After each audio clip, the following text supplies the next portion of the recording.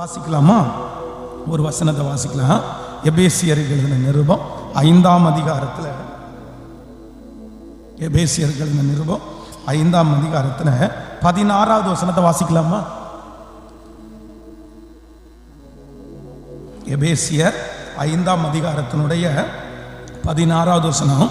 நாட்கள் பொல்லாதவைகளானதால் காலத்தை பிரயோஜனப்படுத்தி கொள்ளுங்கள்.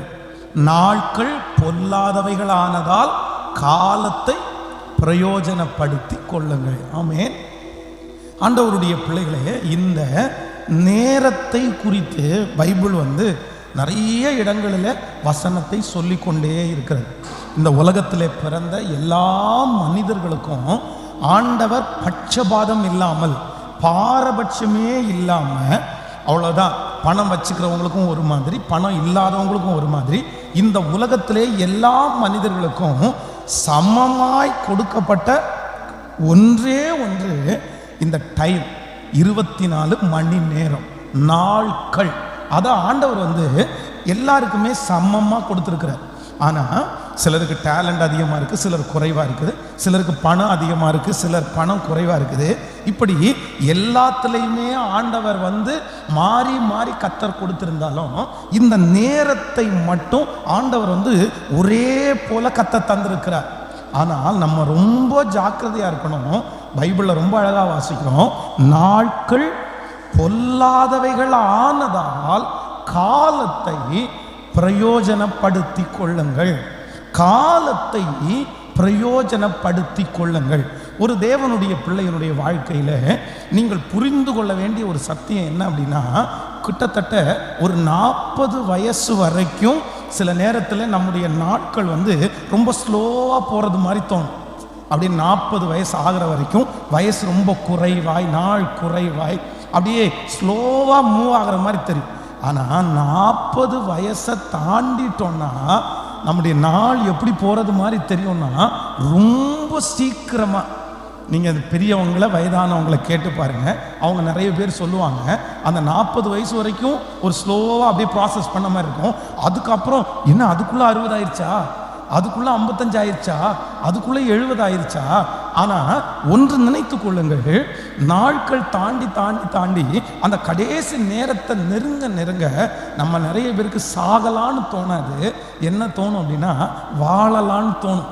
சிலருக்கு பிரச்சனைகள் அதிகமாய், போராட்டம் அதிகமாய், நிம்மதியே இல்லாமல் இருந்தால் இந்த உலகத்தில் வாழ்கிறதுக்கு போய் சேரலாம் அப்படின்னு நிறைய பேர் நினைப்பாங்க.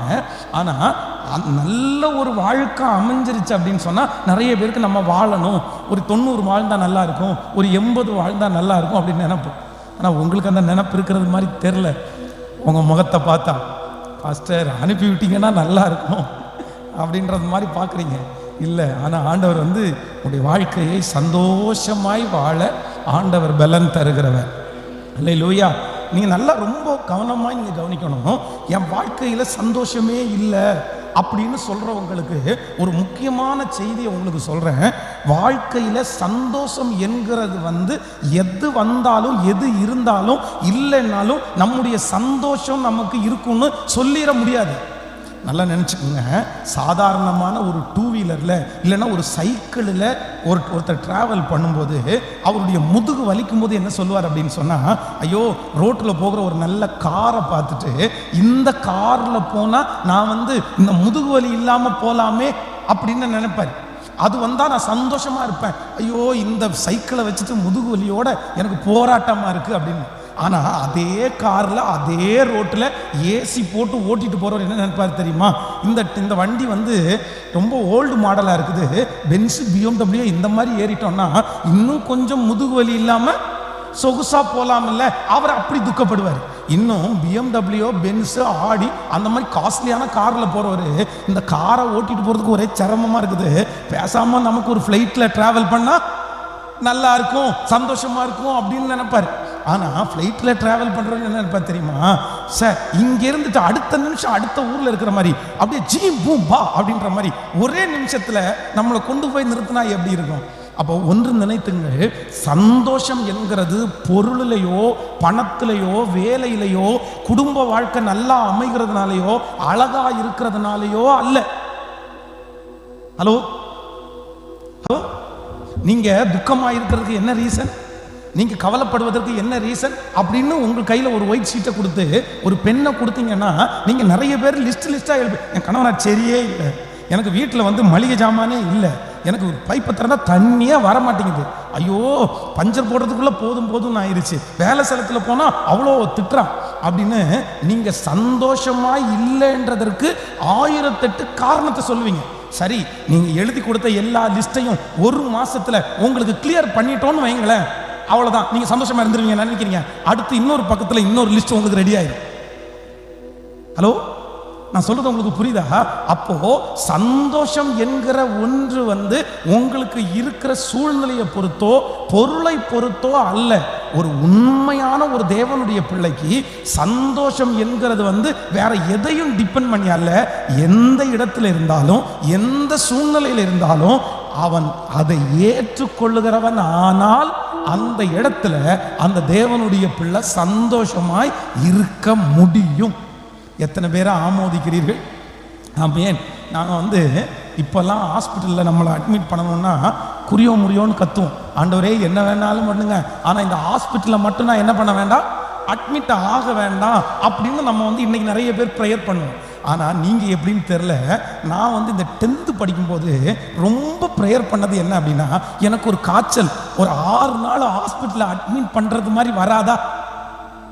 ஏன் அப்படின்னு கேட்டால் வாத்தியாருக்கு பயம். இங்கிலீஷ் வாத்தியார் வந்து நம்மளை திட்டிடுவார், நம்மளை அடிச்சிருவார், நம்மளை கிள்ளிடுவார். ஹாஸ்பிட்டலில் நம்ம சுகம் இல்லாமல் படுத்துட்டோம்னா, நம்ம பலமாக இருக்கும்போது எங்கள் அம்மா காலையில் படுத்து 6 மணிக்கு தூங்கினோன்னா அப்படியே இப்படி நடப்பாங்க. அவங்க காலைல 5 மணிக்கெல்லாம் எந்திரிச்சு மாட்டுக்கு பால் எடுக்க கறக்க போவாங்க. போகும்போது வேணும்னே ஒரு கால் வச்சு ஒரு எத்தி தான் போவாங்க. ஏன் அப்படின்னா இன்னும் ஏன் தூங்கிட்டு இருக்கேன். அவங்க அந்த பாலை கறந்துட்டு வரும்போது 5:45 மணி பாருங்களேன், ஒரு எத்து கிடையாது, 3 எத்து எத்துவாங்க.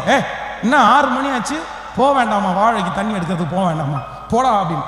ஆனால் நான் மட்டும் உடம்பும் நல்லா இல்லாமல் ஆயிட்டேன்னு வைங்களேன், அப்படியே தாங்கி டம்ளரில் சுடு தண்ணி கொண்டு வந்து சாப்பாடு பெட்டுக்கு வந்துடும்.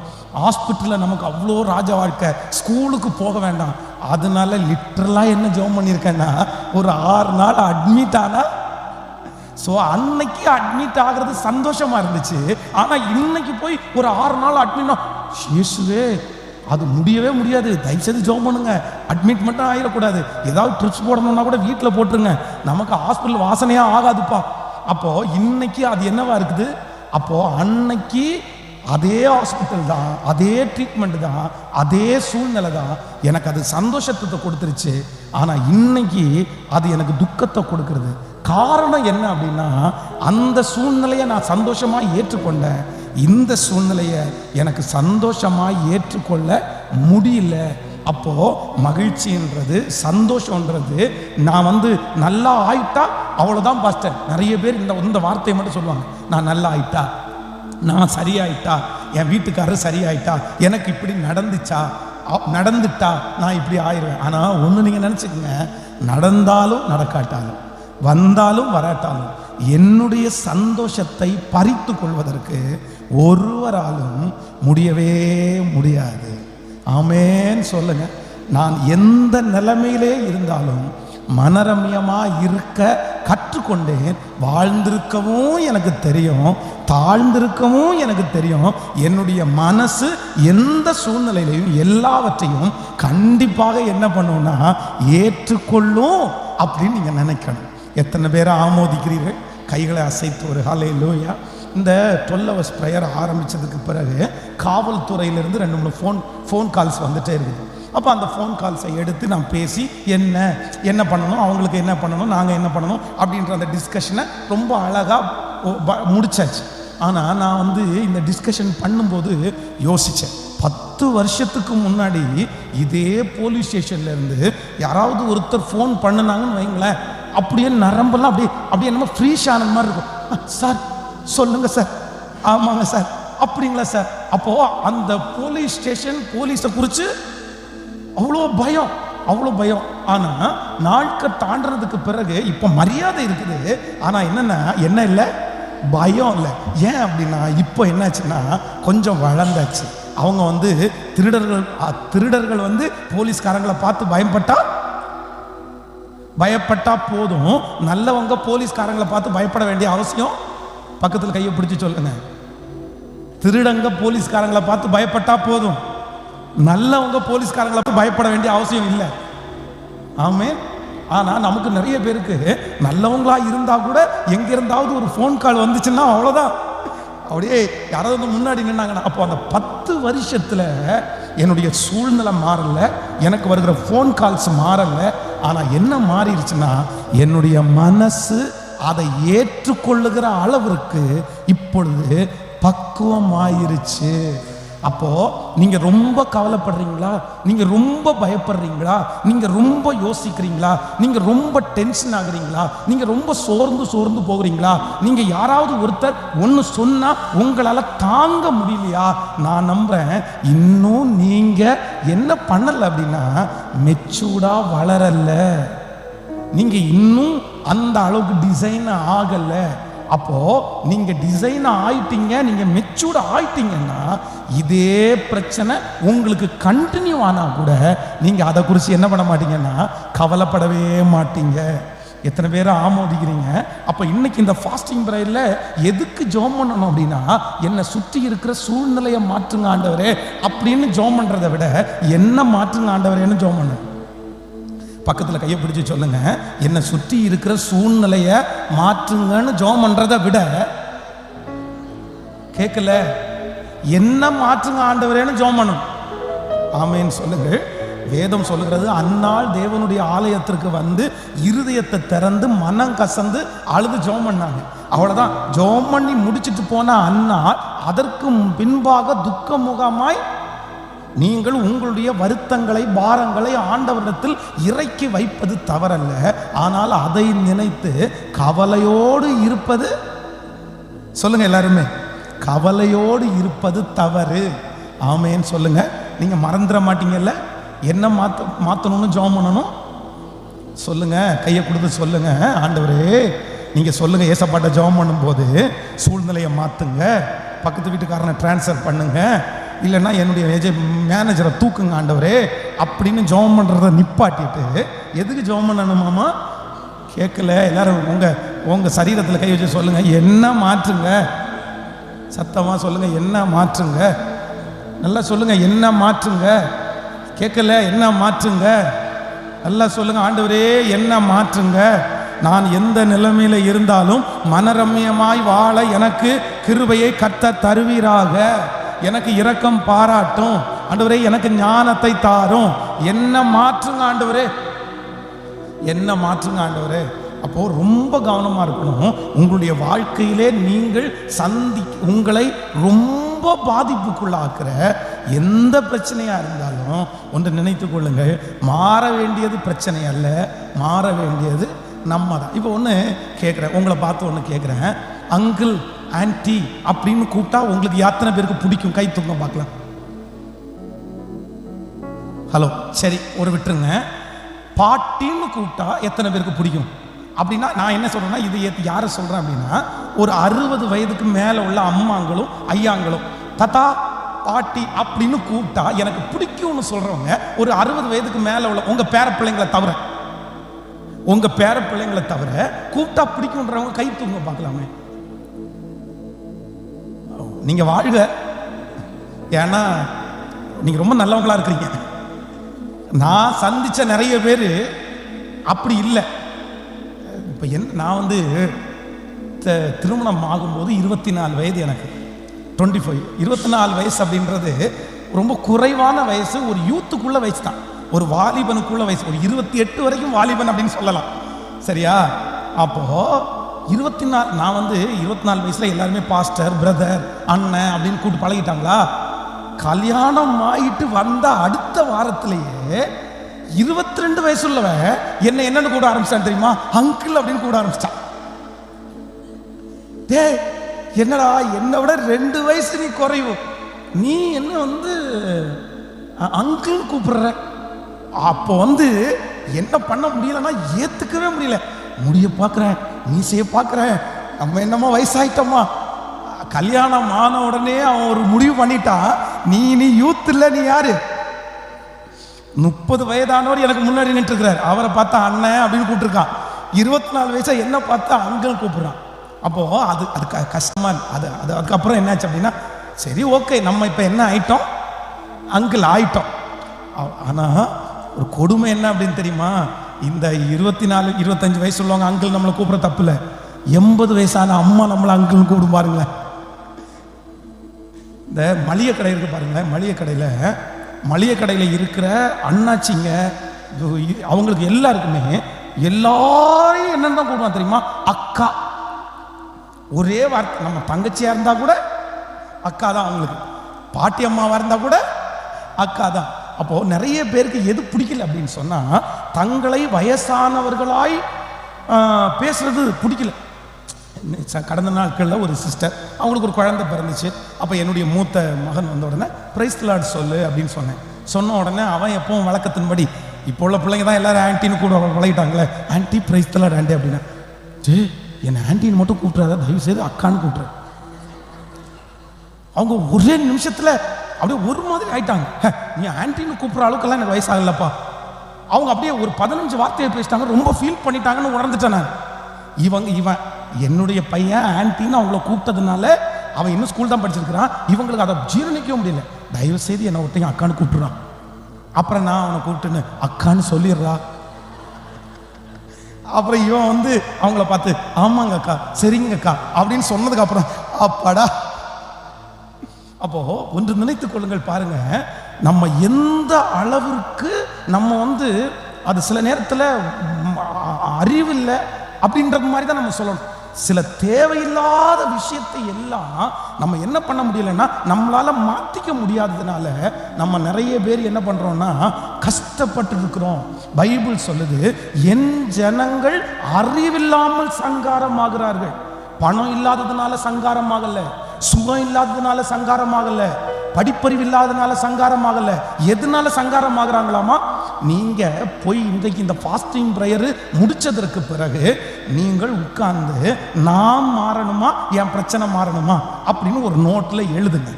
எழுதி பார்த்தீங்கன்னா உண்மையிலே அது என்ன ஆன்சரை கொடுக்கும் அப்படின்னா, நீ பிரச்சனையே மறந்துடு, நீ என்ன பண்ணிக்கோ, கேட்கல மாறிக்கோ. எனக்கு பரிசுத்தவான்களுடைய ஜெப வாழ்க்கையை நினைக்கும் போது அவ்வளோ ஆச்சரியமா இருக்கும். அப்போஸ்தலனாகிய பவுல் தன்னுடைய வாழ்க்கையில எத்தனையோ இடத்துல ஜெபம் பண்ணியிருக்கிறாரு.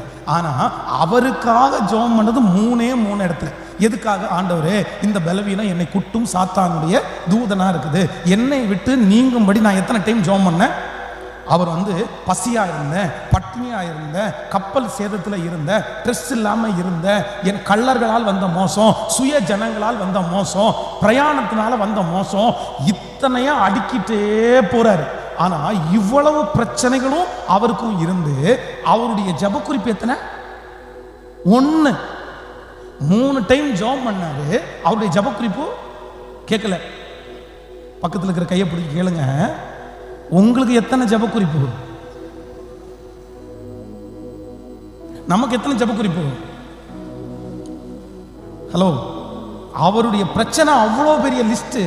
ஆனா ஜெப குறிப்பு எல்லாத்தையும் தாங்கிக்கிட்டேன். இந்த ஒரு பலவீனத்தை மட்டும் என்னால என்ன பண்ண முடியல, தாங்கிக்க முடியல. சரி, அதை விட்டுருங்க. இப்போ நம்ம யாரை எடுத்து பார்க்கணும்னா ஸ்ட்ரெயிட்டா தானியேலுக்கு வாங்க. இப்போ தானியேலுக்கு கூட வேலை செஞ்சவங்க எல்லாரும் அவன் மேல பொறாமைப்பட்டு அவனை சிங்கத்தினுடைய கெபியில போடணும்னு ஒரு பிளான் பண்ணிட்டாங்க. அதுக்காக எல்லாத்தையுமே அழகாக ரெடி பண்ணி சிங்க கெபி எல்லாம் ரெடி பண்ணியாச்சு. இவெல்லாம் முடிஞ்சிருச்சு. இப்போ முடிஞ்ச உடனே இப்போ தானியேலை இன்னும் கொஞ்ச நாளைக்குள்ள தூக்கி சிங்க கெபியில போட போறாங்க. இப்போ தானியேலுடைய ஜெப குறிப்பு, நீங்களும் நானும் இருந்தா எப்படி இருக்கணும்? நீங்களா இருந்தா என்ன ஜெபம் பண்ணிருப்பீங்க? நானா இருந்தா என்ன ஜெபம்? இயேசுவின் நாமத்தில் அந்த சிங்கத்தினுடைய வாயை கட்டுகிறேன். இப்போ அந்த தாய் சிங்கத்தை கட்டுறேன், அந்த குழந்தை சிங்கத்தை கட்டுறேன். அந்த அதுக்கு பெரிய டெபினிஷன் போட்டு விளக்கம் போட்டு அதுக்கப்புறம் இன்னும் ஜெபம் பண்ணணும். ஆண்டவரே, சிங்க கெபிக்கு போறதுக்கு முன்னாடி அந்த கல் இடிஞ்சு விழட்டும் இயேசுவின் நாமத்தினால அப்படின்னு. அப்புறம் இன்னொன்று ஜெபம் பண்ணணும், அந்த அதிகாரத்தை போடுற அந்த ராஜா மண்டையை போடட்டும் அப்படின்னு. நமக்கு ஜெப குறிப்பு நிறைய வந்துட்டே இருக்கும். இந்த ஒரு பிரச்சனைக்காக நம்ம எல்லாத்தையும் என்ன பண்ணுவோம், ஆனா தானியேலுக்குடைய ஜெப ரிக்வெஸ்ட் என்னது? எருசலேமுக்கு நேராக பலகணிகளை திறந்து வைத்து என்ன ஜெபம் பண்றாரு? முன்பு ஜெபித்த வந்தபடியே தன்னுடைய ஜனங்களுக்காக ஆண்டவரே என் ஜனங்களை காப்பாத்துங்க, என் தேசத்தை காப்பாத்துங்க. சோ இந்த விஷயத்தை குறித்து அவர் என்னவே பண்ணல, ஜெபமே பண்ணல. அப்போ பரிசுத்தவான்களுடைய ஜெப லிஸ்ட்டை எடுத்து பார்க்கும்போது எனக்கு ஆச்சரியமா இருந்துச்சு. அவ்வளவு பிரச்சனைகளை சந்திக்கிறாங்க, அவ்வளவு ப்ராப்ளம்ஸ் அவங்களுக்கு இருக்குது. ஆனா பிரச்சனை அவங்களுக்கு பெருசு, ஆனா ஜெப குறிப்பு அவங்களுக்கு கொஞ்சம் சின்னதுன்னா இல்லை. சிலர்லாம் ஜெபம் பண்ணவே இல்லை. எப்படி அப்படின்னு கேட்டா, ஒன்றே ஒன்று, இந்த சூழ்நிலை அப்படி இருக்கும், அது இருக்கும், போகும், வரும், போகும். கர்த்தரை தான் அனுமதிச்சிருக்கிறாரு. ஆனா அது இந்த ஜீவனோட இருக்கிற வரைக்கும் நம்மளை ஒன்றும் சேதப்படுத்த மாட்டாது. நம்ம ஏன் அதுக்காக கவலைப்படணும்? நம்ம அதுக்காக ஜெபம் கூட பண்ண வேண்டியதில்லை. நம்ம மாறினா, கேட்கல, பக்கத்தில் இருக்க கையை பிடிச்சி சொல்லுங்க, சிலதுக்கு நீங்க ஜெபம் பண்ண கூட வேண்டியதில்லை. எனக்கு கேட்கலையே, சத்தமா சொல்லுங்க. சில விஷயத்துக்கு நீங்க ஜெபம் பண்ண வேண்டிய அவசியம் கூட இல்லை, நீங்க மாறினா போதும். கேட்கல? ஹலோ, நீங்க மாறினா போதும். ஆமே. பைப்ல 8 மணில இருந்து 11 மணி வரைக்கும் தண்ணி வருதுன்னு வைங்களேன். நீங்க எத்தனை மணிக்கு தண்ணி பிடிச்சே ஆகணும்? உங்களுக்கு 8ல இருந்து 8:30க்குள்ளேயும் தண்ணி பிடிச்சே ஆகும். 9:30க்கு மேல 11 மணி வரைக்கும் அந்த பைப்பில் இருக்கிற தண்ணி வீணா போகிறத குறித்து யாருக்குமே. ஆனால் 8ல இருந்து 8:30 வரைக்கும் அந்த தண்ணி பிடிக்கிறதுக்கு அத்தனை சண்டை போடுவான். நான் சொல்றது உங்களுக்கு புரியுதுல்ல? நான் என்ன சொல்றேன் அப்படின்னா, அதுக்கு ஒரு ஜபம் வேற. இயேசுவே, இன்னைக்கு யாரும் குடத்தை கொண்டு முன்னாடி வைக்கவே கூடாது இயேசப்பா, தடுத்து போடுங்க ராஜா, கட்டுங்க ஆண்டவரே, ஒரு தூதனை அனுப்புங்க ஆண்டவரே. எதுக்கு? குடத்துல லைன்ல நிக்கிறதுக்கு ஒரு தூதன் வேணும். நமக்கு நல்ல தண்ணி பிடிக்கிறதுக்கு லைன்ல நிக்கிறதுக்கு யார் வேணும்? அதுவும் இவங்களுக்கு நல்ல தண்ணி பிடிக்கிறதுக்கு சாதாரணமான தூதன் வரக்கூடாது, காபிரியல் தூதனை அனுப்பும் ஆண்டவரே. நீங்க சிரிக்கிறீங்க, இதெல்லாம் நான் லிட்டரலா காதுல கேட்டிருக்கிறேன். இந்த ஜப குறிப்பை, ஆண்டவரே எனக்கு தண்ணி பிடிக்கணும், எல்லாரும் குடத்தை கொண்டு வச்சிடறாங்க, நான் இன்னைக்கு வேற லேட்டா எந்திரிச்சிட்டேன், அதனால ஒரு காபிரியல் தூதனை அனுப்பி 4 குடத்தை தள்ளி விட்டு என் குடத்தை முன்னாடி வைங்க ஆண்டவரே. அப்போ நான் என்ன நம்புறேன் அப்படின்னா, இதுக்கு ஒரு ஜபம் நீங்க பண்ண வேண்டிய அவசியம் இல்லை. சரி, 8ல இருந்து 8:30 வரைக்கும் கொஞ்சம் ஃபுல்லா இருக்கும், எல்லாரும் அந்த நேரத்தில் தண்ணி பிடிப்பாங்க. நமக்கு 11 மணி வரைக்கும் வர்றதுனால கொஞ்சம் லேட்டா என்ன பண்ணிக்கலாம், பிடிச்சிக்கலாம். இந்த அண்டர்ஸ்டாண்டிங் இருந்து நீங்க மாறினா, கேட்கல, இல்லை 5 மணிக்கே தண்ணி விட்டுருவாங்க, அதனால கொஞ்சம் தூக்கத்தை தியாகம் பண்ணி கொஞ்சம் ஃபர்ஸ்ட் ஆளா வந்து பிடிச்சிட்டு போயிடுவோமே, இது போதுமே தவிர காபிரியல் தூதனை கூப்பிட வேண்டிய அவசியம் இல்லை. ஆனால் நம்ம என்ன தெரியுமா, ஈஸியான ஒரே வே அப்படிதான், ஆண்டவரே காபிரியல் தூதனை அனுப்புங்க ஆண்டவரே. அப்போ ஒன்று நினைத்து கொள்ளுங்கள், உங்களுடைய சூழ்நிலைக்காக, உங்களுடைய பிரச்சனைகளுக்காக ஜெபம் கூட சிலதுக்கு பண்ண வேண்டியதில்லை. நான் மாறினால் என்னை சுற்றி இருக்கிற பிரச்சனை என்னை ஒன்றும் சேதப்படுத்த முடியவே முடியாது. பக்கத்தில் இப்போ கையை கொடுத்து சொல்லுங்க, நீங்க மாறினா போதும், நீங்க ஸ்ட்ராங் ஆனா போதும். சொல்லுங்க, நீங்க அக்செப்ட் பண்ணி ஏற்றுக்கொண்டா போதும். சொல்லுங்க, நீங்க ஏற்றுக்கொண்டா போதும். ஆமென். நான் ஒரு விசை ஒரு அவசரமா ஒரு ஜெபத்துக்கு போறதுனால ஒரு ஒயிட் சட்டையை எடுத்து அயன் பண்ணி வேக வேகமாக போட்டுட்டு போனேன். போட்டுட்டு போய் அந்த பிரசங்க மேடைக்காக போகிறதுக்கு முன்னாடி சேரில் உட்காந்துருக்கும் போது என் பக்கத்தில் இருக்கிறவர் என் காதில் சொல்கிறாரு, பாஸ்டர் உங்கள் சட்டை கிழிஞ்சிருக்கு அப்படின்னாரு. உங்கள் சட்டை கிழிஞ்சிருக்கு அப்படின்னு சொன்னது மட்டும் இல்லை, இப்போ நீங்கள் என்ன பண்ணுவீங்க, எப்படி இதை மாற்ற போகிறீங்க, கிழிஞ்ச சட்டையோடு போய் நிற்க முடியுமா அப்படின்னு கேட்டார். நான் ஒன்றையுமே யோசிக்கலை. பக்கத்தில் இருக்கிற ஒரு பையனை கூப்பிட்டு கேட்டேன், டேய் செலோ டேப் கிடைக்குமான்னு கேட்டேன். உடனே அவன் சொன்னான், எதுக்கு பாஸ் அப்படி, நீ எடுத்துகிட்டு வா, அந்த ஒயிட் கலர் செலோ டேப் இருந்தால் கூடு அப்படின்னு கேட்டேன். சரி அப்படின்னு சொன்னான். சொன்னோடனே ஒரு கையோட அந்த ஒயிட்னர் இருக்கும்ல, ஒயிட்னர் அதுவும் கிடச்சுன்னா நல்லது அப்படின்னு அவன் கரெக்டாக ஒரு செலோ டேப்பும் ஒரு ஒயிட்னரையும் எடுத்துகிட்டு வந்தான். நேராக ரூமுக்குள்ளே போய் அந்த சட்டையை படுக்க வச்சு அடியில் ஒரு செலோ டேப் ஓட்டி மேலே அந்த ஒயிட்னர் இருக்குது பாருங்கள், அதை வச்சு அழகாக டிசைன் பண்ணிட்டேன். ஓட்டை மறைஞ்சிருச்சு. அப்போது போட்டுட்டு திரும்பி போய் உட்காந்தேன். இப்போ எப்படி இருக்கு அப்படின்னு கேட்டேன். ஐயோ என்ன பாஸ்டர் ஓட்டையே தெரில, அதுக்குள்ளே எப்படி ஸ்டிச் பண்ணீங்க? ஆனால் நம்மளே நீங்கள் ஒரு சிலர் இருந்தால் என்ன பண்ணுவீங்க தெரியுமா, அவ்வளோதான், மூடே ஆஃப். அன்னைக்கு ஒண்ணுமே உங்களுக்கு ஓடாது. எதுக்கு தெரியுமா? அதுக்காக உட்காந்து ஜெபம் பண்ண, ஆண்டவரே ஃபேன் அடிக்கக்கூடாது, அதை மறைச்சிருங்க, காத்தடிச்சு யாரும் தெரியக்கூடாது, அதை இப்படியே பிடிச்சிட்டே நிற்கணும், அவ்வளோதான். அன்னைக்கு உங்களை அந்த சூழ்நிலையிலேருந்து தூக்கி எடுக்கிறதுன்றது அவ்வளோ சுலபமே இல்லை. அப்போ ஒன்று நினைத்துக் கொள்ளுங்கள், இப்போ இந்த பிரச்சனைக்கு என் பிரச்சனை மாற வேண்டிய அவசியம் கிடையாது, யார் மாறினா போதும். கேட்கல? இப்போ நீங்க உங்களுக்கு ஒரு 2 நிமிஷம் டைம் தரேன். இப்போ கண்ணை மூடிட்டு நீங்க என்ன யோசிங்க அப்படின்னா, இப்போ நீங்க சந்திக்கிற பிரச்சனைக்கு யார் மாறணும்? நீங்க கண்ணை மூடிட்டு சொல்லுங்க. வீடு மாறணுமா, இல்ல கம்பெனி மாறணுமா, இல்ல வீட்டுக்காரரே மாறணுமா? எனக்கு அதான் அவங்கள மாதிரி ஒரு புருஷன் கிடைச்சா நல்லா இருக்கும். ஆமா, அவங்க புருஷனோட வாழ்ந்தா தானே தெரியும். அவங்கள மாதிரி ஒரு மனைவி கிடைச்சா நல்லா இருக்கும், வாழ்ந்தா தானே தெரியும். ஸோ உங்களுக்கு 2 நிமிஷம் டைம், கண்ணை முடிவு யோசிச்சு பாருங்க, யார் மாறணும்னு யோசிங்க.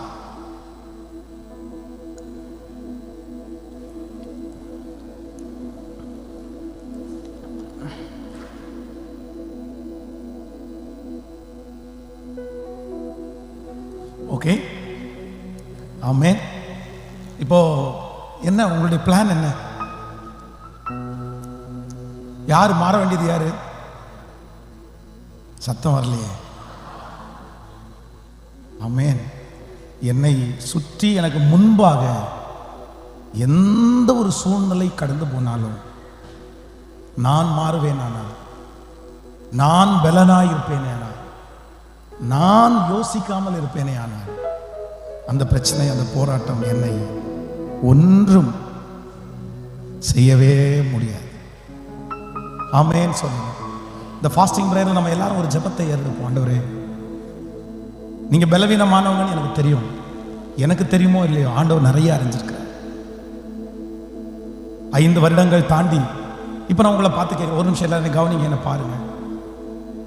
5 வருஷத்துக்கு முன்னாடி நீங்க உங்க மாமியார்கிட்டையோ உங்க மருமகள்கிட்டையோ இல்லை யார்கிட்டையோ ஒருத்தட்ட நீங்க சத்தம் போட்டு கொஞ்சம் கோபமாக நடந்திருந்தீங்கன்னு வைங்களேன், ஒரு 5-6 வருஷம் தாண்டி இருந்துச்சு. இன்னைக்கு அதை நினச்சி பார்க்கும்போது உங்களுக்கு நிறைய பேருக்கு கஷ்டமா, வெக்கமா இருக்கா?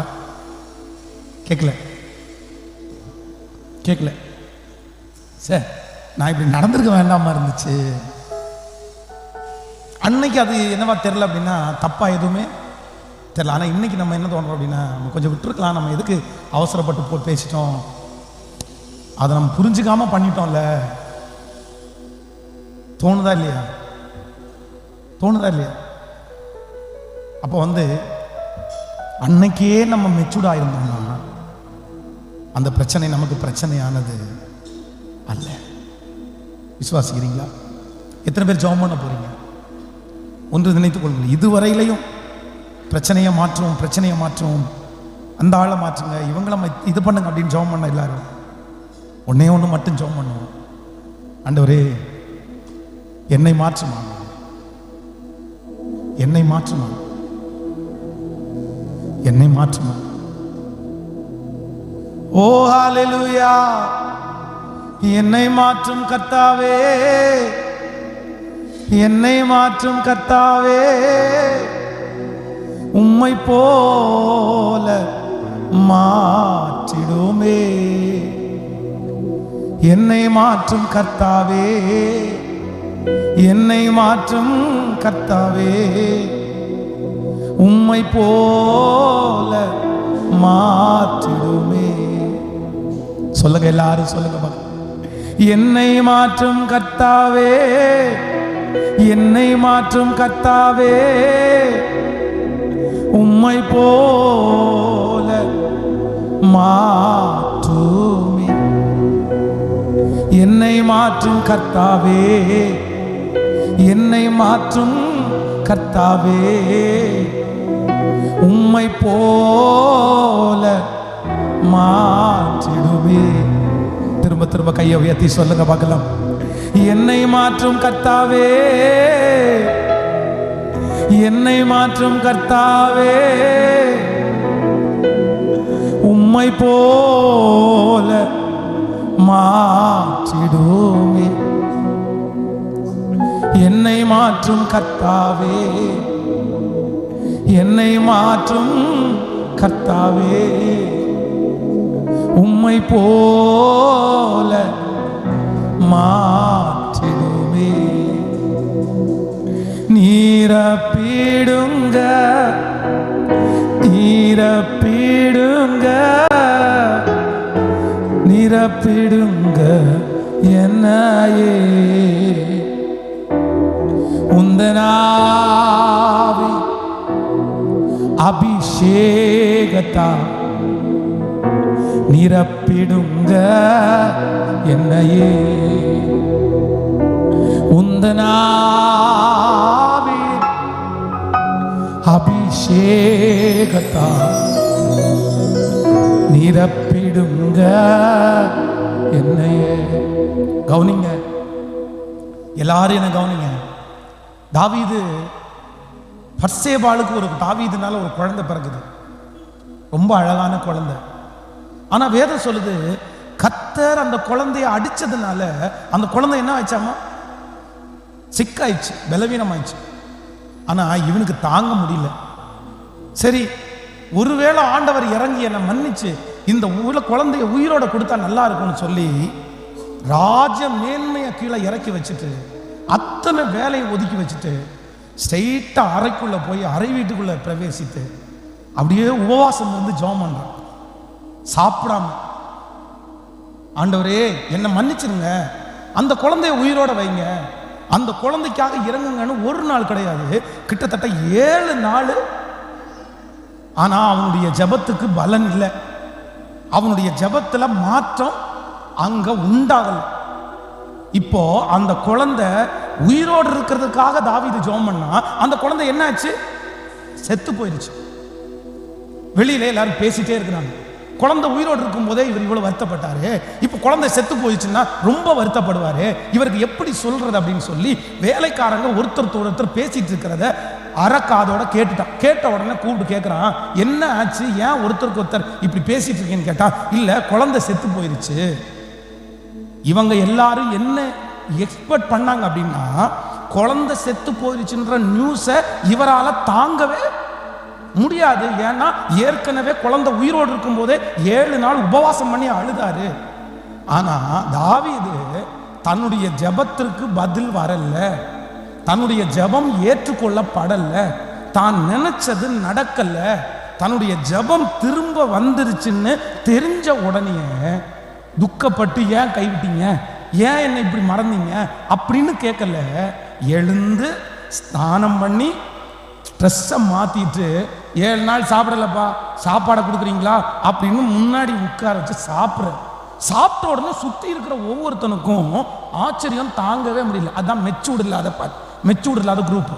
ஏயா உனக்கே நியாயமா இருக்கா, குழந்தை உடம்புல சரியில்லாமல் இருக்கும்போது உபவாசம் பண்ணி அழுதீரு, குழந்தை செத்து போயிடுச்சுன்றவன குளிச்சு இப்படி வந்து சாப்பாடு கேட்குறீரு, நீர் பண்றதுக்கு அர்த்தம் என்ன அப்படின்னு கேட்கும்போது தாவீது என்ன சொல்றான் அப்படின்னா, குழந்தை உயிரோடு இருக்கும்போது அது பிழைக்குமோ என்னமோன்னு நினைச்சு ஆண்டவரிடத்துல ஜெபம் பண்ண.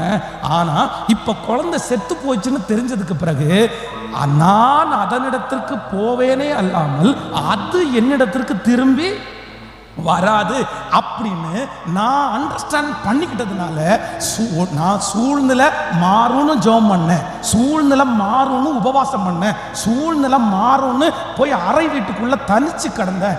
ஆனா இப்ப சூழ்நிலை மாறாதுன்னு எனக்கு தெரிஞ்சு போயிடுச்சு. இப்ப யார் தான் மாறணும்னு முடிவு பண்ணிட்டேன், கேட்கல. இப்ப நான் தான் மாறணும்னு முடிவு பண்ணிட்டேன், அதனால இப்ப யார் மாறிட்டேன், கேட்கல. சிஸ்டர், பிரதர், சூழ்நிலை மாறும்னு நினைச்சு நீங்க உபவாசம் பண்ணி இருக்கலாம், சூழ்நிலை மாறும்னு நினைச்சு நீங்க அழுது இருக்கலாம், சூழ்நிலை மாறும்னு நினைச்சு தனி இடத்துல போய் உட்கார்ந்து அழுது கத்திரிடத்துல கேட்கலாம். ஆனா இத்தனை வருடமும் அந்த சூழ்நிலை மாறல, அந்த சூழ்நிலை மாறவே மாறாதுன்னு உங்களுக்கு நெகட்டிவா நான் விதைக்கல. சூழ்நிலை எப்ப எப்படி வேணாலும் கர்த்தர் மாற்ற வல்லவர்.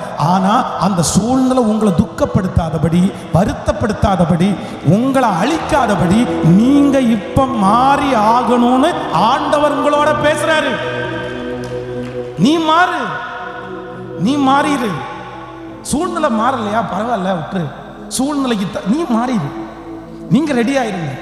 அதுதான் உண்மையாய் தேவனை நேசிக்கிற பிள்ளைகளுக்கு இருக்கிற ரகசியம்.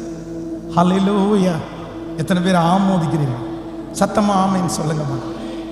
அல்லேலூயா. நிறைய வேலை இருக்குது. இன்னும் ஓப்பன் பண்ணுறதுக்கு மணி நேரங்கள் தான்.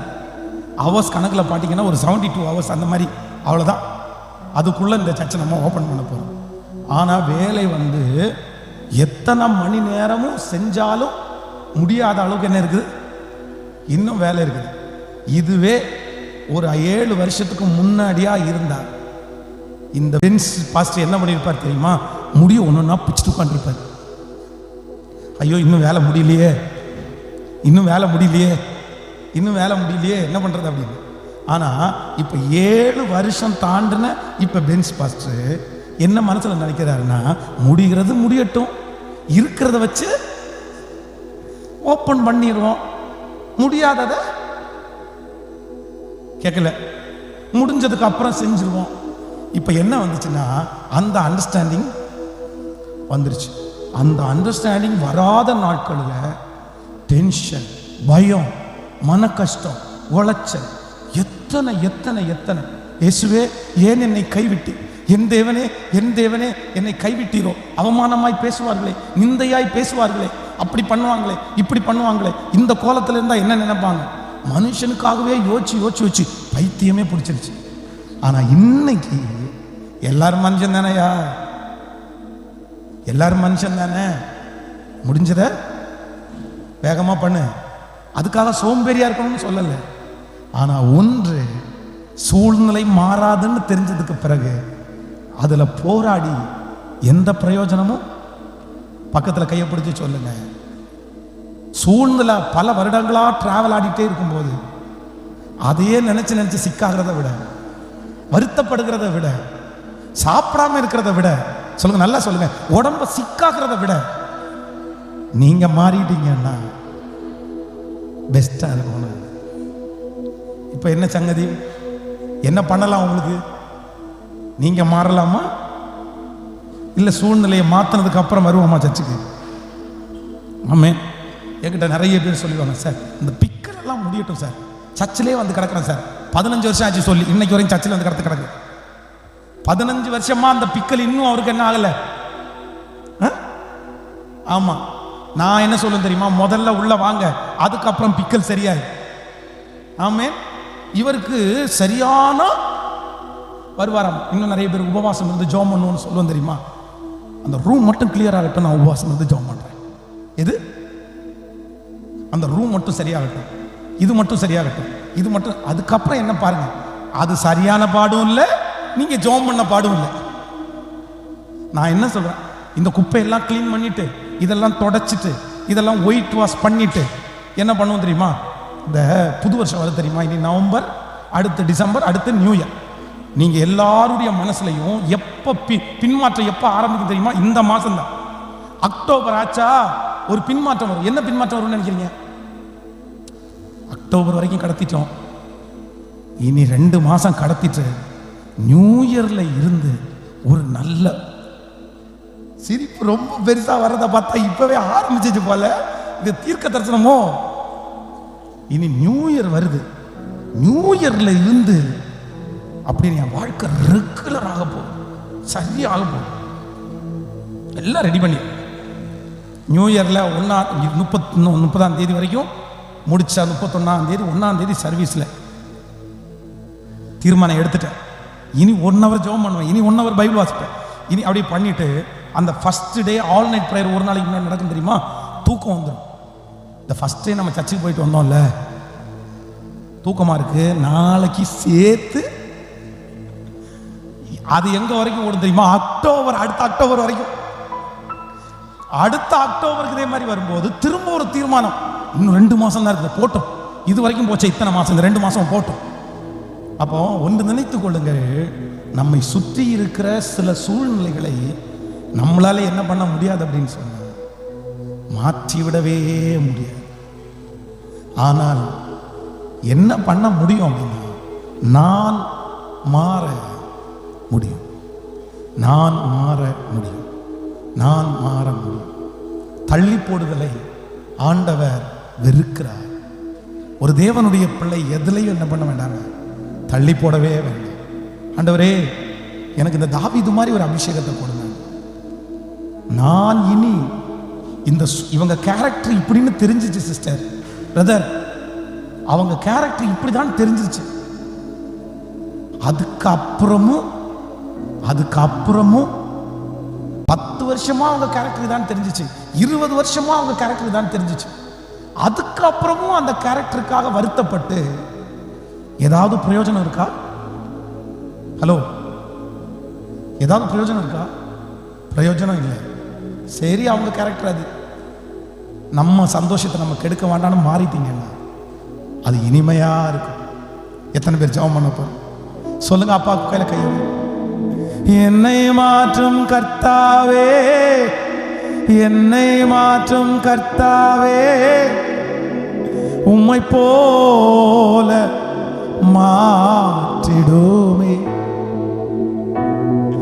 என்னை மாற்றும் கர்த்தாவே, என்னை மாற்றும் கர்த்தாவே, உம்மை போல மாற்றிடுமே.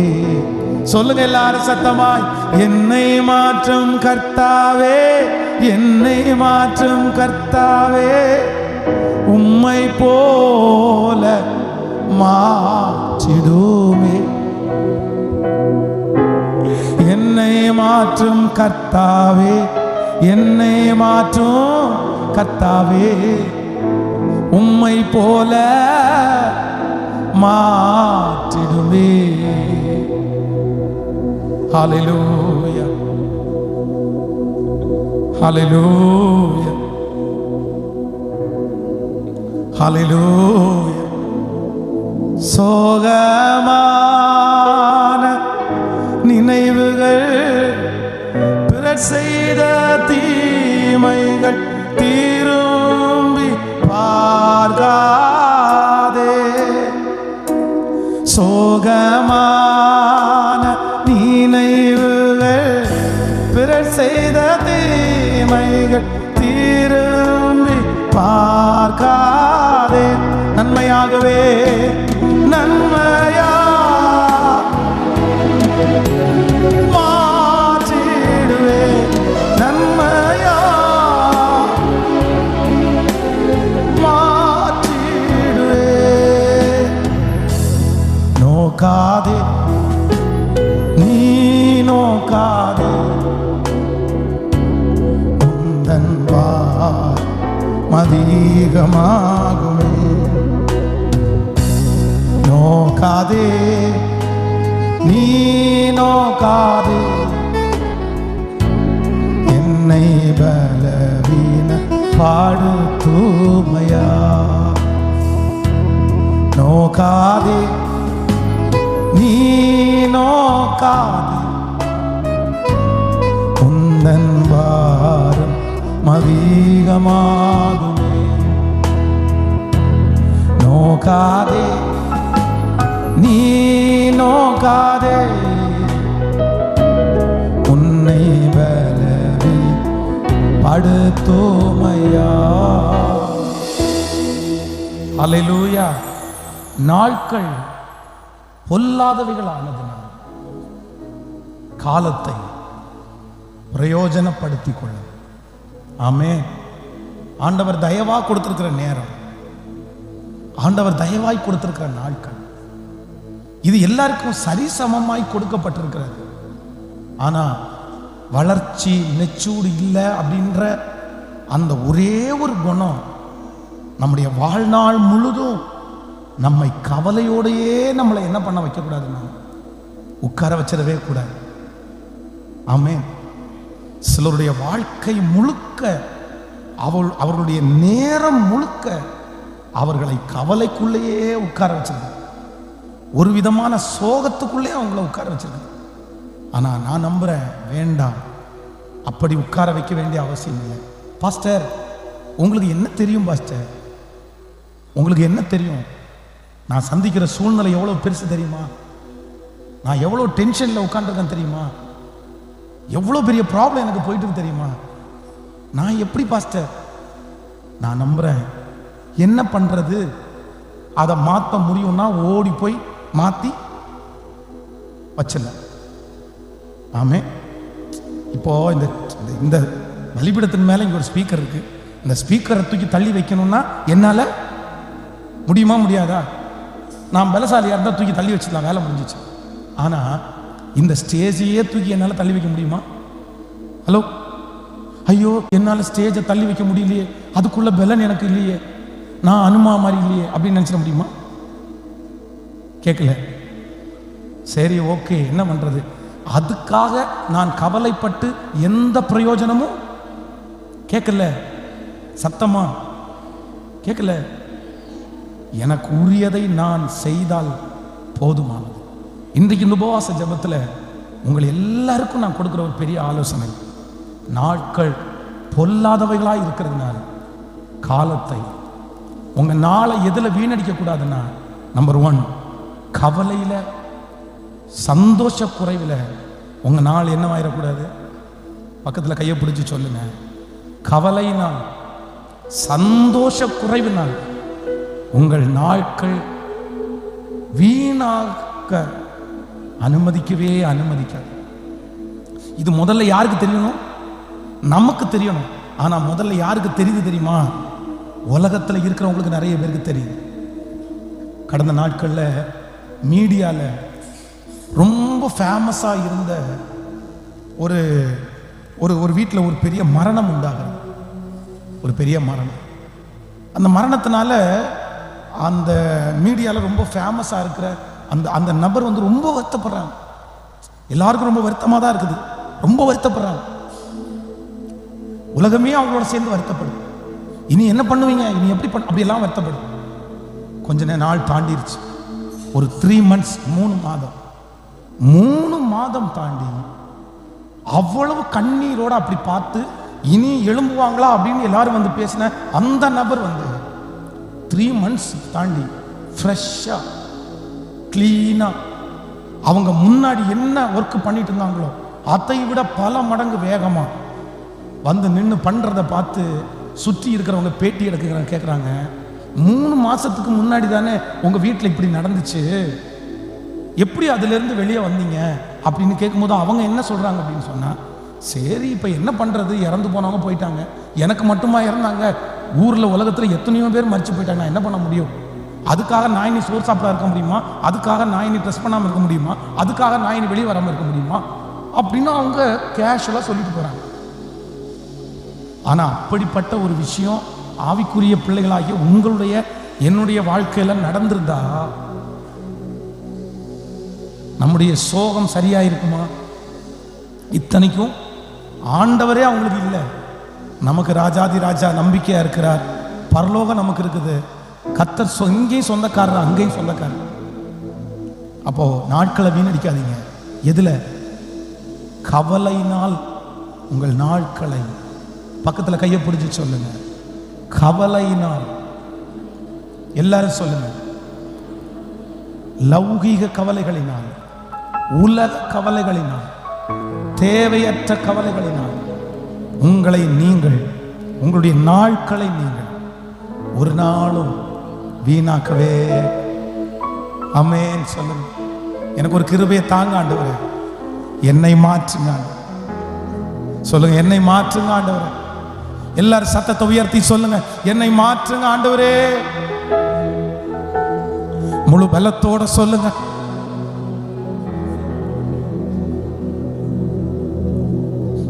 முழு பலத்தோட சொல்லுங்க, சத்தத்தை உயர்த்தி சொல்லுங்க. எஸ் எஸ், அந்த சத்தம் வரட்டும். ஞானமுள்ள தகப்பன் நீர்தானே, என்ன மாற்றுங்க ஆண்டவரே,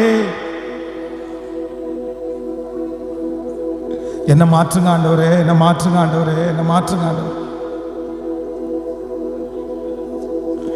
என்ன மாற்றுங்க ஆண்டவரே. வாய்க்கால்கள் ஓரத்திலே நடப்பட்ட மரம் நானே, என் வேர்கள் தண்ணீருக்குள் இலையுதிரா மரம்.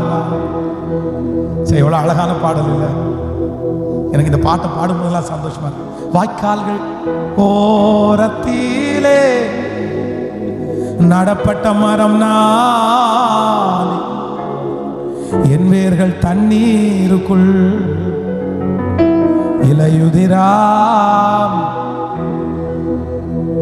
எப்போதும் பசுமை தப்பாமல் கனிகள். சொல்லுங்க பார்க்கலாம். எப்போதும் பசுமை தப்பாமல். ஆமென். ஸோ இன்னைக்கு ஒன்று கேட்க போறோம். ஆண்டவரே, என்னை என்ன மாற்று, என்ன மாற்று, என்ன மாற்று. இங்கேருந்து இந்த ஃபாஸ்டிங் ப்ரேயர் முடித்து போகும்போது கூட எல்லாரும் ஜெபம் பண்ணிட்டு போகணும்.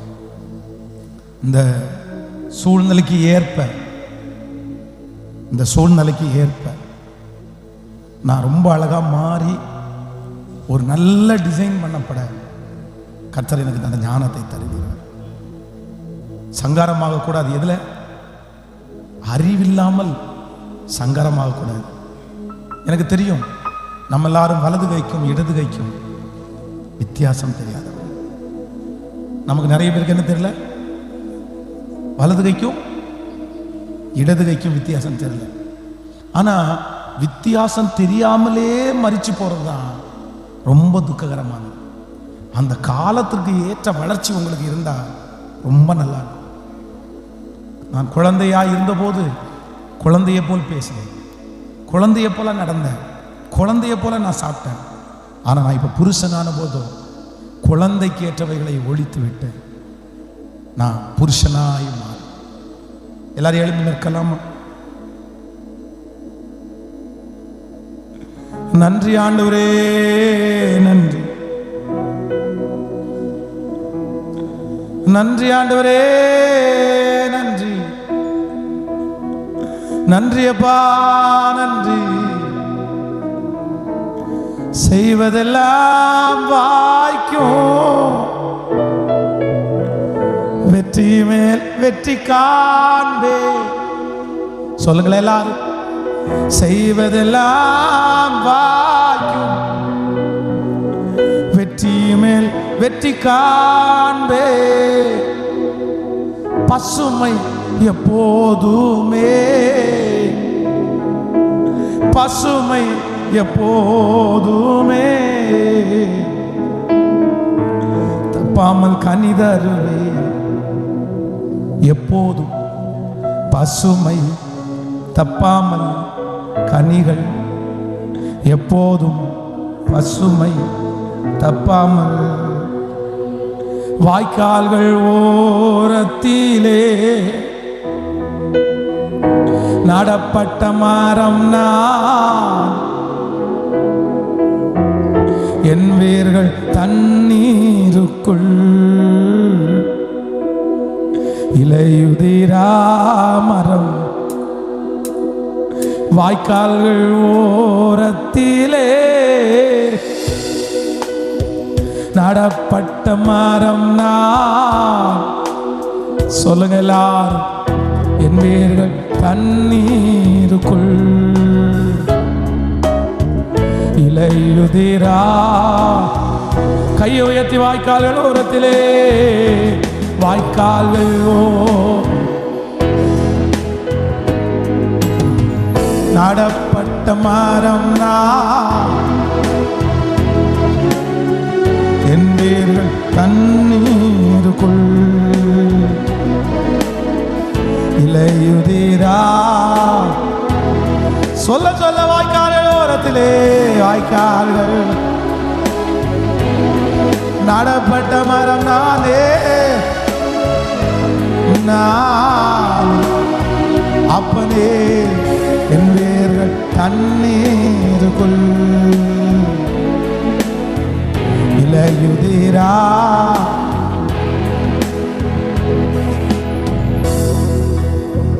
ஹல்லேலூயா, ஹல்லேலூயா. இன்னைக்கு சொன்ன இந்த சத்தியம் நமக்கு எல்லாருக்கும் ரொம்ப தேவையான சத்தியம். ஆமென்.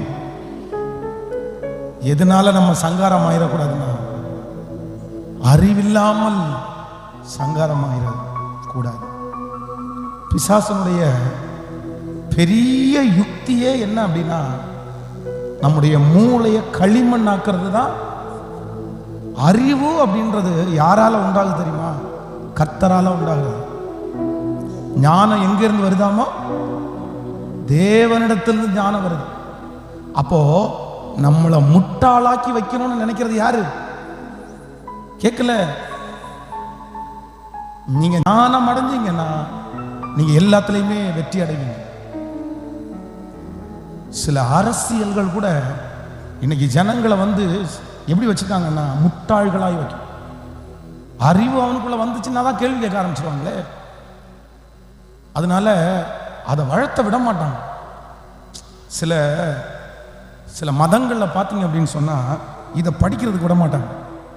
அவங்களுடைய வேதத்தை படிக்க விட மாட்டாங்க. கேட்டால் எல்லாருமே அந்த வேதத்தை படிக்கக்கூடாதுன்னு. ஏன் அப்படின்னா அந்த வேதத்தில் எழுதி இருக்கிறது தெரிஞ்சிச்சு அப்படின்னு சொன்னால் நம்மளையே கேள்வி கேட்க ஆரம்பிச்சிருவாங்கன்னு நிறைய நினச்சிவாங்க. அது யாருடைய புத்தின்னா? பிசாசனுடைய புத்தி.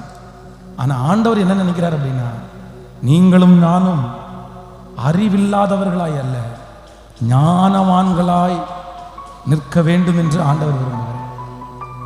ஆமோதிக்கிறீர்களா? அல்லேலூயா. ஆமோதிக்கிறீர்களா? அப்போ நிறைய நான் சொல்றேன், திரும்ப திரும்ப உங்களுக்கு கேடானதை நீங்க என்ன பண்ணக்கூடாது? தேடிடவே கூடாது. ஒரு டைம் கேடானதை தேடி கெட்டு போயிட்டோம். ஒரு டைம் கேடானதை செலக்ட் பண்ணி கெட்டு போயிட்டோம். ஒரு டைம் கேடானதை தேடி மனுஷங்களை இழந்தோம், இருக்கக்கூடிய இழத்தை இழந்தோம், எத்தனையோ பாடுபட்டாச்சு. மறுபடியும் மறுபடியும் நம்முடைய கால்கள் கேடானதை தேடியே என்ன பண்ணிடக்கூடாது. அது புத்தினம், அறிவீனம். அதை கர்த்தரே நமக்கு அந்த ஞானத்தை தர. ஹல்லேலூயா, ஆமென் சொல்லுங்க பாக்க. ஆண்டவரே என்னை சொல்லுங்க பார்க்கல எல்லாரும். ஆண்டவரே என்னை, உங்களுடைய வீட்டினுடைய நிலை கால்களில் ஒரு வாக்கியம் தொங்க விடப்பட வேண்டும் என்றால் என்ன வாக்கியம்? என்னை மாற்று, என்னை மாற்று, என்னை மாற்று, என்னை மாற்று. நான் பலவீனம் அடையாதபடி என்னை மாற்று. நான் சுகமாய் வாழ என்னை மாற்று. நான் கவலைப்படாமல் இருப்பதற்கு என்னை மாற்று. ஆமென். Thank you Jesus. Hallelujah. ஒரு 10 டைம் பாடி முடிக்க போறோம். என்னை மாற்றும் கர்த்தாவே, என்னை மாற்றும் கர்த்தாவே, உம்மை போல மாற்றிடுமே. என்னை மாற்றும் கர்த்தாவே, என்னை மாற்றும் கர்த்தாவே, உம்மை போல மாற்றுமே. என்னை மாற்றும் கர்த்தாவே, இயேசுவே, ஜீசஸ். என்னை மாற்றும் கர்த்தாவே, நன்றி அப்பா. சத்தமா கையை உயர்த்தி என்னை மாற்றும், என்னை மாற்றும் கர்த்தாவே. ரிதலரம் தனரஹ தலரம் சேகரம் தனரோலம் தனரத கர்த்தாவே, உம்மை போல மாற்றுமே. Thank you Jesus. Thank you Jesus. Thank you Jesus. Amen. Amen. நீ கவனிங்க ஆண்டவருடைய பிள்ளைகளே, ரொம்ப மேலான ஒன்று என்ன அப்படின்னா இதுதான். யோசேப்பு உடைய தகப்பனார் அவனுக்கு நல்ல பலவர்ண அங்கி, நல்ல வஸ்திரம், காஸ்ட்லியான.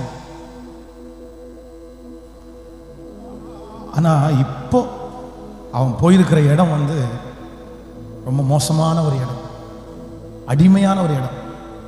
அந்த இடத்துல இன்னொரு ட்ரெஸ் அவனுக்கு கொடுக்கப்படுது. இந்த ட்ரெஸ்ஸை கலட்டிட்டு இந்த ட்ரெஸ்ஸை போடுறதுக்கு மனசு அவ்வளோ தூரம் என்ன பண்ணாது, ஏத்துக்கிடாது. அடிமைன்ற வஸ்திரத்தை கலட்டிட்டு பலவர்ண அங்கின்ற வஸ்திரத்தை ஈஸியா போட்டுடலாம். ஆனா பலவர்ண அங்கியை கலட்டிட்டு அடிமைன்ற வஸ்திரத்தை அவ்வளோ ஈஸியா என்ன பண்ண முடியாது. ஆனா யோசேப்பு பலவர்ண அங்கியையும் போடும்போது அதை குறித்து கவலைப்படலை, பெருமையும் படலை. அடிமையினுடைய வஸ்திரம் போடும்போதும் மனசை வருத்தப்படுத்தவும் இல்லை. இதுதான் என்ன அபிஷேகம் அப்படின்னு சொன்னாங்க. தன்னை மாற்றிக்கொள்ளுகிற, என்ன மாத்திக்கிற அபிஷேகம். அப்போ உங்களுக்கும் எனக்கும் அந்த மாதிரி ஒரு ஆவிதான் வேணும். வாழ்ந்திருக்கவும் எனக்கு தெரியும். ஹல்லேலூயா, ஹல்லேலூயா, ஹல்லேலூயா. எனக்கு என்னமோ ஆண்டவர் இந்த காரியத்திற்காக ஜெபிக்க என்கிட்ட சொல்லிட்டே இருக்கிறாரு. யாருக்காக தெரியல, நீங்க யார் சூழ்நிலையை சரியா கையாள முடியாம இருக்கிறீங்கன்னு எனக்கு தெரியல. ஆனா நீங்க மாறணும், நீங்க மாறணுன்றதுக்காக தான் ஆண்டவர் பேசுறாரு. நீங்க நிறைய மாறணும். உங்களுக்கு ஒரு கணவனார் இருக்கிறார், அந்த கணவனாருக்கு பாசம்னா என்னன்னே தெரியல. பாசம்னா என்னன்னே தெரியல. பாசம்னா என்னன்னே தெரியாத ஒரு கணவனா இருக்கு. பின்னாடி நீங்க என்னதான் பாசம் காமிச்சாலும் அது அவருக்கு என்னவா தெரியல, வேல்யூவா தெரியல. இப்போ அதை நினைச்சு நீங்க வருத்தப்பட்டு ஏதாவது பிரயோஜனம் இருக்குதா? அதுக்காக நம்ம தப்பு பண்ணணும், அதுக்காக நம்ம எதிர்த்து நிற்கணும், அதுக்காக நம்ம அவங்களை நேசிக்க வேண்டாம் நான் சொல்ல வரல. நான் என்ன சொல்ல வரேன் அப்படின்னு சொன்னா, அதுக்காக வருத்தப்பட்டு கவலைப்படுறதை விட்டுட்டு, சரி அவங்க அப்படி இருக்கிறாங்க, அவர் மாத்திக்கல, என்ன நான் மாத்திக்கிறேன் அப்படின்னு சொல்ற தேவ பிள்ளைகள் தான் கத்தர். ஆமென் சொல்லுங்க பார்க்கலாம். நம்புறீங்களா? விசுவாசிக்கிறீங்களா? அப்படி இருந்தா உங்களுடைய வாழ்க்கையில கவலை என்கிறது இல்லவே இல்லை. ஆமென். எல்லாரும் கரங்களை கோர்த்து பிடித்து, தேங்க்யூ ஜீசஸ். உபவாச ஜபத்தில் எத்தனையோ பேர் ஜப குறிப்பா அனுப்பியிருக்காங்க. நேற்றைய தினத்தில் ஒரு சிஸ்டர் எனக்கு கால் பண்ணி 3 மாதம் ஆயிடுச்சு குழந்தை பிறந்து, ஆனா ஒரு கிட்னி ஃபுல்லா தண்ணி கோத்திருக்குது. ஆண்டவர் அந்த குழந்தைக்கு விடுதலை கொடுக்கணும். கேன்சர் வியாதியோட போராடி கொண்டிருக்கிற பிள்ளைகள் விடுதலை கொடுக்கணும். அதுவும் இந்த கோவிட் பிறகு, கொரோனாவுக்கு பிற்பாடு சின்ன சின்ன வயசுல இருக்கிறவங்க நிறைய பேருக்கு அட்டாக் நிறைய வருது. ஹார்ட் அட்டாக் சொல்றாங்க மருத்துவர்கள் வந்து அந்த இன்ஜெக்ஷன் போட்டதுக்கு அப்புறம், அந்த ட்ரீட்மெண்ட் பண்ணதுக்கு அப்புறம் நிறைய பேருக்கு அட்டாக் வருது அப்படின்னு. இப்போ ஒரு விதமான வைரஸ் காய்ச்சல் வந்து அப்படியே எல்லா பக்கம் அப்படியே பரம்பிட்டே இருக்கு. அதனால ஆண்டவர் சுகம் கொடுக்கணும். மருத்துவமனையில் இருக்கிறவங்களை சீக்கிரமா வீட்டுக்கு கொண்டு வரணும். கடன் பிரச்சனை இருக்கிறவங்களை விடுதலை கொடுக்கணும். நீங்க கைகளை கோர்த்து பிடிச்சிருக்கிற அந்த நபருக்கு ஆண்டவருடைய ஆசீர்வாதம் கடந்து வரும்படியா பாரப்பட்டு ஜெபம் பண்ணுங்க. இன்னும் ஆன்லைன்ல இந்த ஜெபத்துல கேட்டுக்கொண்டிருக்கிற, பார்த்து கொண்டிருக்கிற பிள்ளைகளுக்கு கர்த்தர் ஒரு அற்புதம் நடக்கிறதுக்காக ஜெபம் பண்ணுங்க.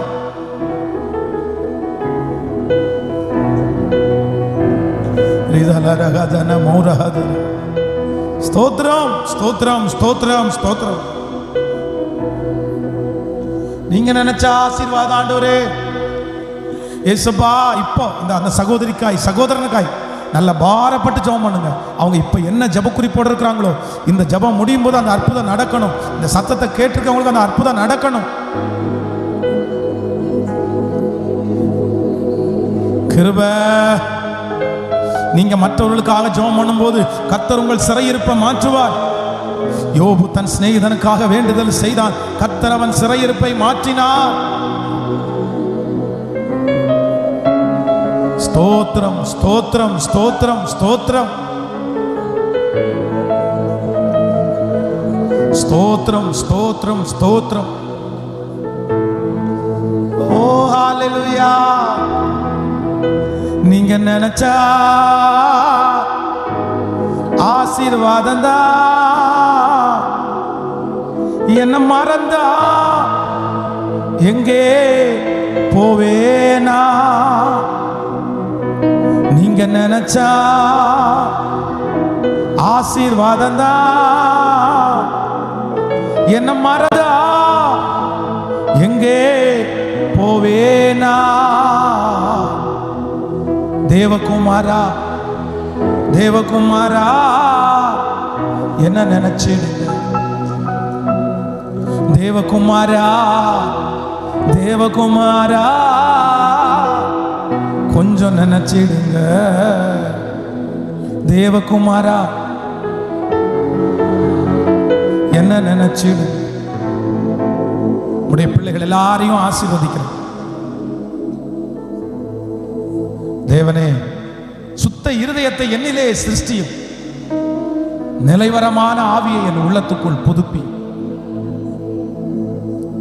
உடைய பிள்ளைகள் எல்லாரும் நன்றியப்பா.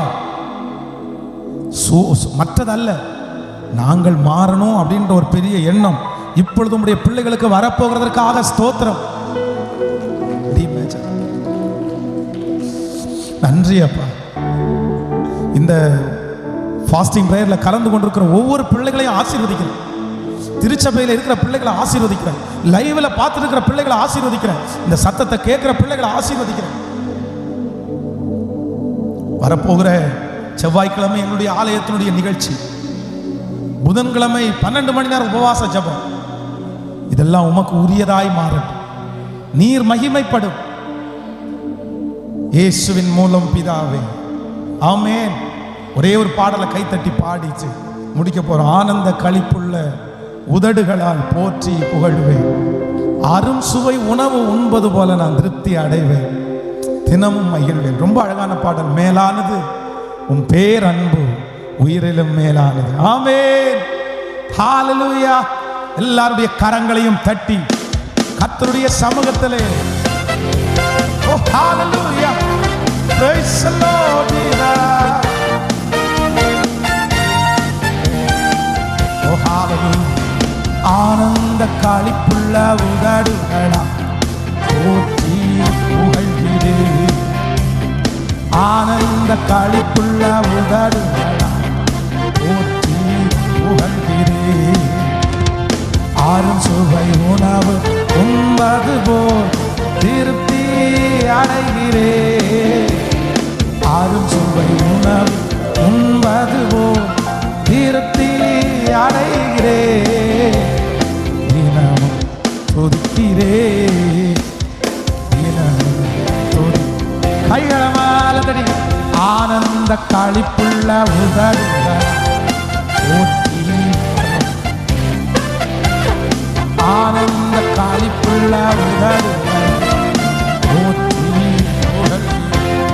மேலானது பேரன்பு, உயிரிலும் மேலானது. உதடுகள் துதிக்கட்டும். உயிருள்ள நாளெல்லாம், உயிருள்ள நாளெல்லாம்.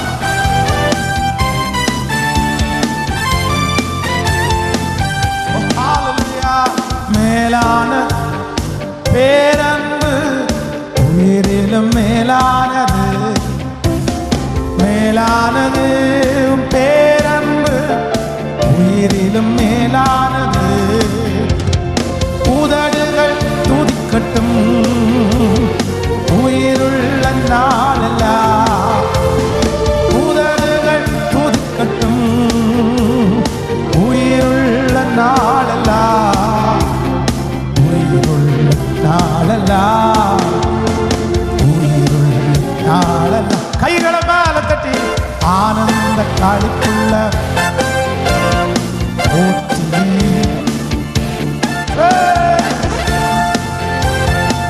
நன்றி அப்பா, நன்றி.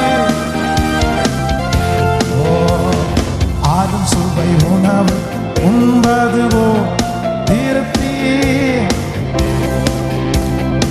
ஆறும் சுவை உணவு உண்பதுவோ திருப்தி அடைகிறேன். தினமும்